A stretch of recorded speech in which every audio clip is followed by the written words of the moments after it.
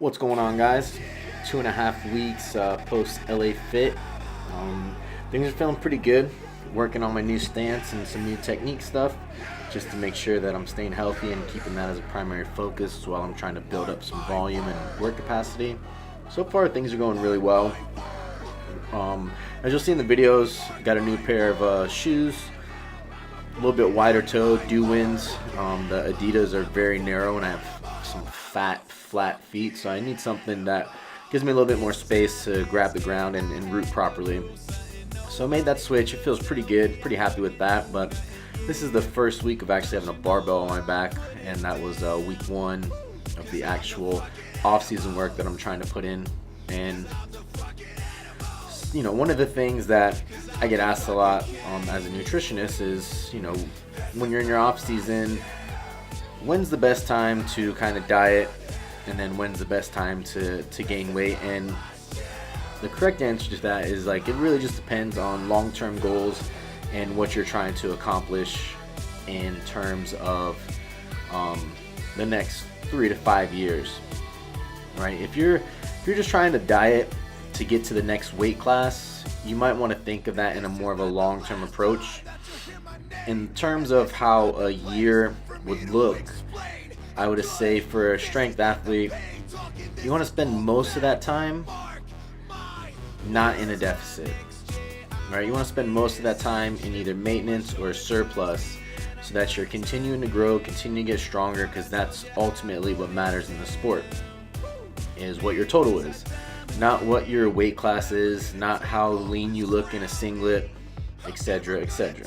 So you want to prioritize when you're trying to cut and when you're trying to gain, with the terms of when you're trying to get ready for a meet and when you have a lot of extra time to work on certain things.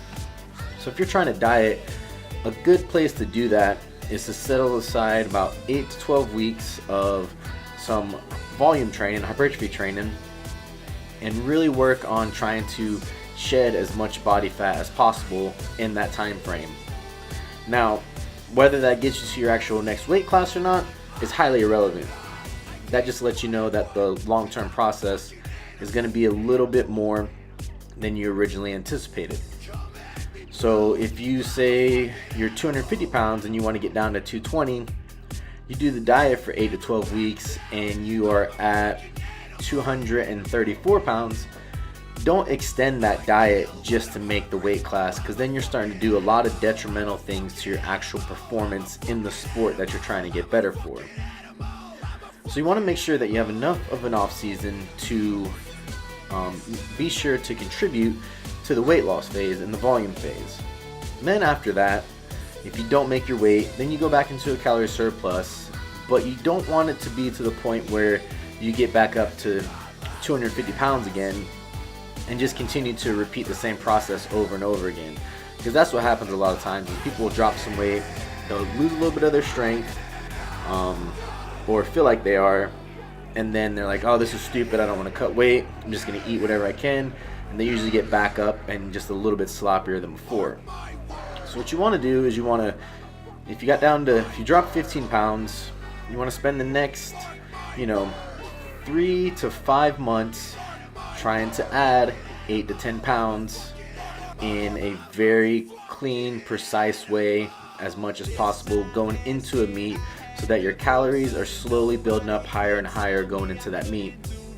It doesn't mean as soon as you get done with your diet that you increase your calories as high as you can get them to gain a bunch of weight really fast. That means that you're smart, methodical with your approach, and that you're slowly looking to gain X amount of weight per week or per month to hit your marker, to hit your goal, so that way your calories are high going into the meet and you have a lot of energy and you're feeling good. Then after the meet, you just repeat that same process again. So that's the important thing, right? Is not to look at it as, I got 12 weeks to make this new weight class. Think of it in terms of, I have realistically 8 to 12 weeks to diet before it becomes very detrimental to my actual performance in the sport that I'm trying to compete in. So get down as low as I can from that point with a smart approach, right? Don't just crash diet and do a bunch of cardio. Everything needs to be periodized so that you're intelligently dropping fat and not losing a bunch of muscle. So you want to do that and then get to where you can get to, and then build back up for that meet. And yeah, you may not get to that weight class you wanted to, but you're making the right process to get there. And I think that's what happens a lot of times, is lifters only think in 12-week meet prep cycles instead of thinking of year 1, year 2, year 3. Ultimately, where am I going to be at my strongest? And typically the strongest age is between 34 to 38 is when you're going to be at your all-time strongest. So don't let the small things in the meantime dictate your overall success and outcome. Be smart, be methodical with that approach, and learn to know, this is what works for me.